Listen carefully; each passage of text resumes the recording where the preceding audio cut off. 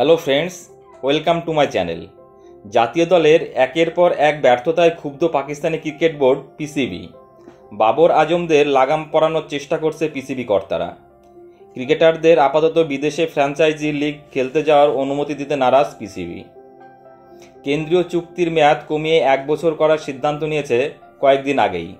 3 মাস অন্তর ক্রিকেটারদের ফিটনেস পরীক্ষা বাধ্যতামূলক করা হয়েছে। এবার বাবর শাহিনদের বিদেশের ফ্র্যাঞ্চাইজি লিগ খেলা আটকানোর সিদ্ধান্ত নিয়েছে পিসিবি কর্তারা।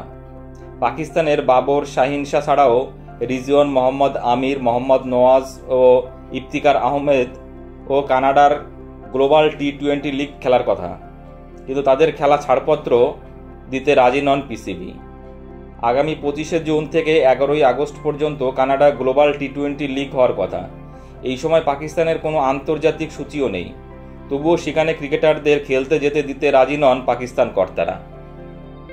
এদিন পিসিবির কোনো এক কর্তার মুখ খুলতে রাজি হননি। সূত্রে খবর, পিসিবির মনোভাব জানিয়ে দেওয়া হয়েছে ক্রিকেটারদের।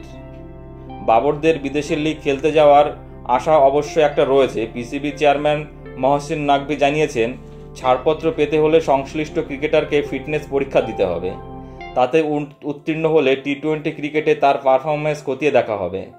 কর্তারা সন্তুষ্ট হলে তবেই মিলবে বিদেশের লিগ খেলতে যাওয়া ছাড়পত্র। বিশেষ করে জাতীয় দলের নিয়মিত সদস্যদের ক্ষেত্রে কড়া অবস্থান বজায় রাখতে চাইছে নাকভিরা।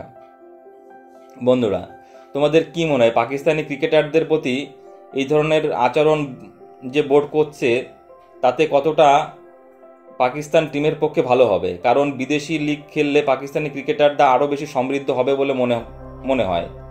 তাই জাতীয় দলের ক্রিকেটারদের যখন তাদের দেশের হয়ে কোনো খেলার সূচি নেই, তখন বিদেশে এই ধরনের লিগ খেললে প্লেয়াররা খেলাটাকে সবসময় বিজি থাকতে পারে এবং সেটা তাদের নিজেদের টিমের পক্ষেও ভালো, এবং বিভিন্ন রকম অভিজ্ঞতা নিয়ে তারা বিভিন্ন ফ্র্যাঞ্চাইজি খেলতে পারে বা বিভিন্ন টুর্নামেন্ট থেকে বিভিন্ন অভিজ্ঞতা নিয়ে তারা দেশে ফিরতে পারে। সুতরাং এই বিষয়ে বন্ধুরা তোমাদের কি মতামত, যে পাকিস্তানের প্লেয়ারদের খেলতে দিতে বিভিন্ন দেশে ফ্র্যাঞ্চাইজি খেলতে না দিতে পারে, তারা কি পাকিস্তানি ক্রিকেট বোর্ড কি চরম ভুল করছে? প্লিজ কমেন্টস করে জানাবে। আর চ্যানেলটা ভালো লাগলে অবশ্যই লাইক, কমেন্টস এবং শেয়ার করে দিও বন্ধুরা, এবং চ্যানেলটি সাবস্ক্রাইব করে দিও। সকলে ভালো থেকো, ধন্যবাদ।